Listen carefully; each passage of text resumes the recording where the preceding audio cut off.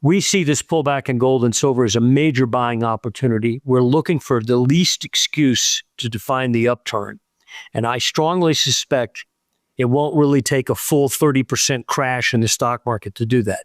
I think you got to watch the banking sector. If it doesn't behave well real soon, and already it's done so much damage, I don't think it will, the Fed will panic. And that's the name of the game.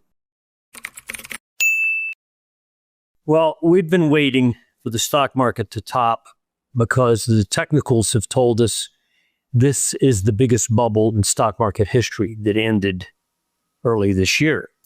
From 2009 to then, 15 years of massive multiple upside caused by monetary policies. We know QEs lasted for, we had free money for 10 or 15 years. And even when they raised rates, it was lower than it had been in 50 years. So, it was free money, okay? When you have free money, it goes somewhere. And it went into the stock market. Investors now are deciding maybe they don't want it there, okay? And yes, the guys who claim, and there's many of them, and analysts and investors, that when the stock market goes down, so does gold. They're too much focused on a narrow event in a brief period of time. The last time where this occurred, and they still remember it, is that October of 2008. At that point in time, gold had already been rising since its lows in price. In the year 2000, 2001, it was about $260. It went up all the way to 1,000, okay, quadrupled. And that was before that collapse in the stock market. And in fact, part of that was while the stock market had already topped and was headed down. The stock market had been dropping for a full year, and gold still rising. But in the summer, especially in October of 2008, the stock market finally had a sharp drop within the context of what was already an ongoing bear market. It dropped like 30% in a month, okay, October of 2008, a year off the high. At that point, gold said, I'm going to correct too. I'll use this as a correction opportunity. And it had a collapse down into the 600s. And people think it goes with the stock market. Gold is a monetary metal. It is the inversion of the ongoing collapse in the real value of paper money units. Yens, euros, dollars, you name it. They always depreciate because governments always expand the money supply. They create free money, artificially low price of credit, and it creates distortions. And gold is merely an ongoing reflection of the decay in the monetary units that we use. That's still going on now.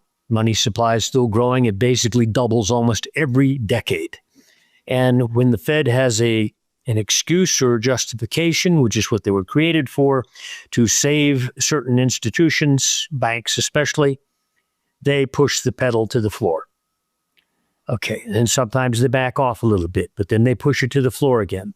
Now, if you saw Powell today, he was comfortably smiling and talking about, we have these two mandates and the economy looks solid. Even the reporters in the audience were smart enough to say, yeah, but when the stock market goes down, then the data points change. It's a point we've been making for many months. They don't turn first and then, the economy's getting worse, so the stock market goes down.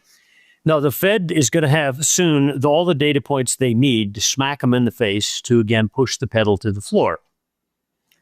And I know they don't want to because, frankly, they don't like Trump. He doesn't like them, so there's an antagonism there.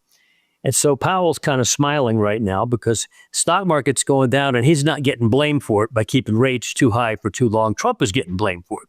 So he's in perfect position. The problem is this, the banks.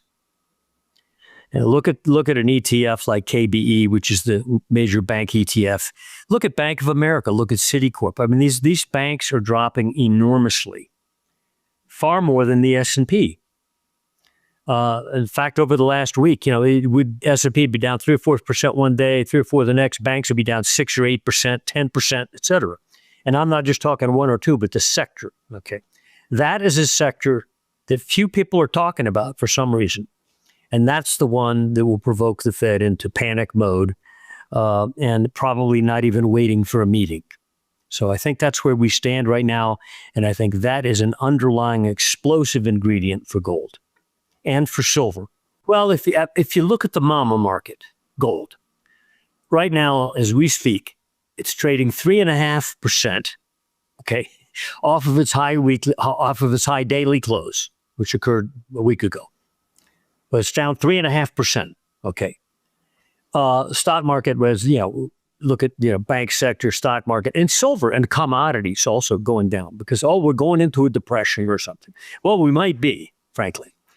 But there's a couple mistakes there. One is the assumption gold goes down with the stock market. Yeah, it could go down on a couple weeks here and there with the stock market in a sharp situation.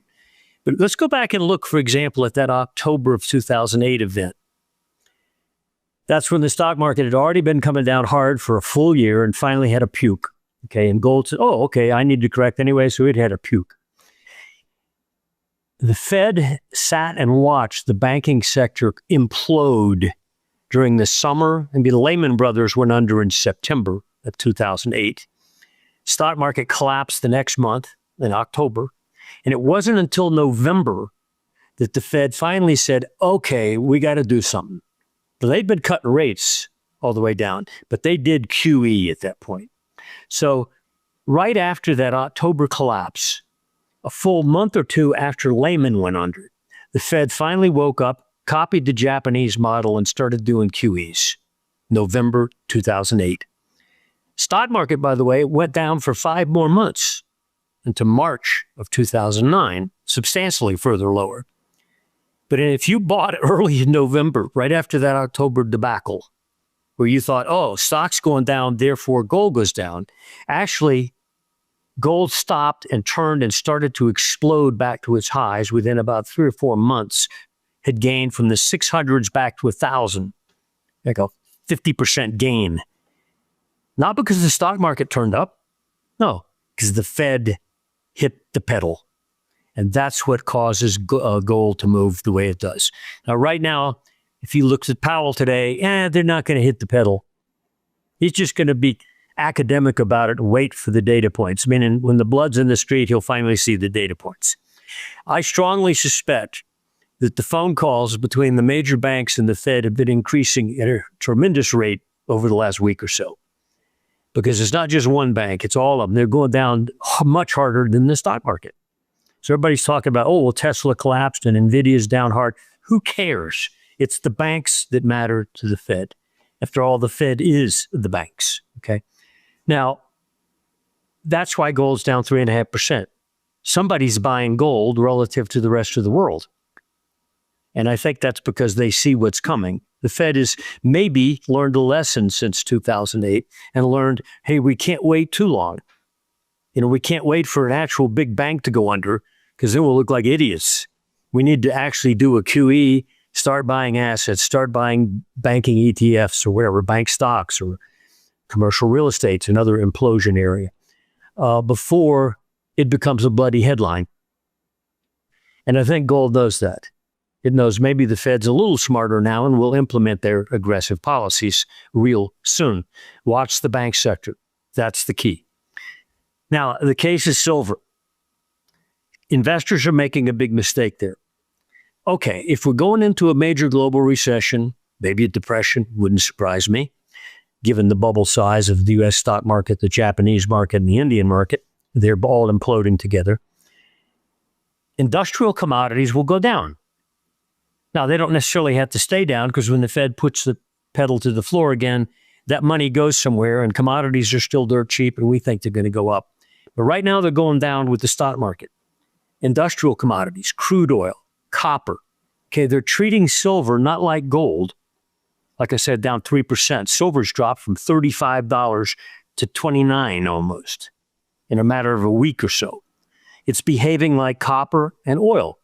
Somebody's making the conceptual error that silver's an industrial commodity, not a monetary metal.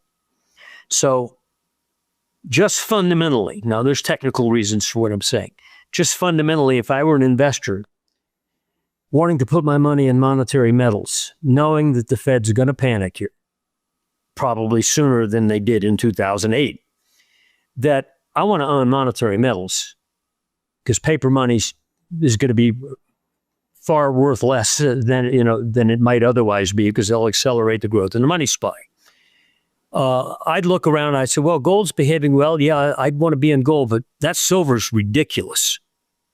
It's a slingshot situation. It is not copper. It is not crude oil.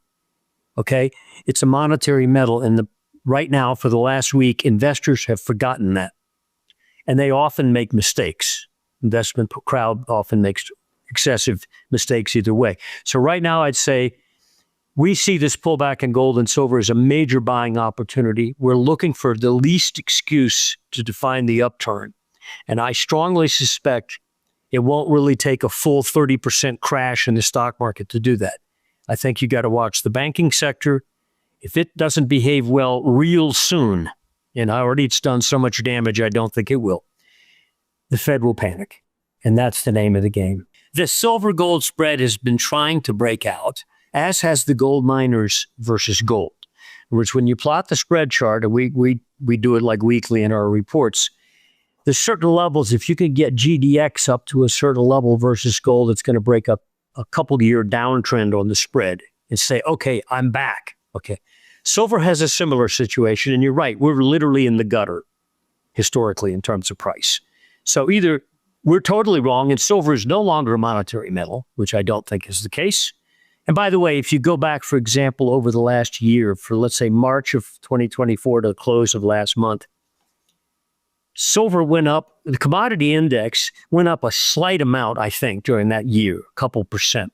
Silver went up almost as much as gold on a percentage basis over that 12-month period. So silver was moving with the monetary metal, not with crude oil, which is laying on a floor for the last year, or copper. It was behaving like gold. And suddenly for this week, it's not behaving like gold. I think that's a mistake.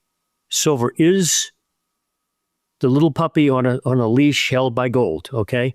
And I think right now it is in a slingshot position. Yes, there may be slightly lower lows next week, but I'd be watching right now for any sign of an upturn. There's another reason, technically. I used to keep point and figure charts, people, X's and O's, where you get upticks, you get downticks. Silver never tops with a double top. Well, we made a high at 35 back in October. We had a drop down to 30. So you had 4 downticks on a $1 chart. Then you went back up to what? 35 last month and this month. You put the upticks back on the board to 35. So you peaked at the same level you did last October. And now you've downticked again to 30. Almost traded 29 today. I actually want to see it trade to 29 and take out that last low. So people then pull their hair out. So, oh my gosh, it's no good. Because on a point and figure, when you do that, you set up a double top and take out the column low. Pardon me if I'm being academic here.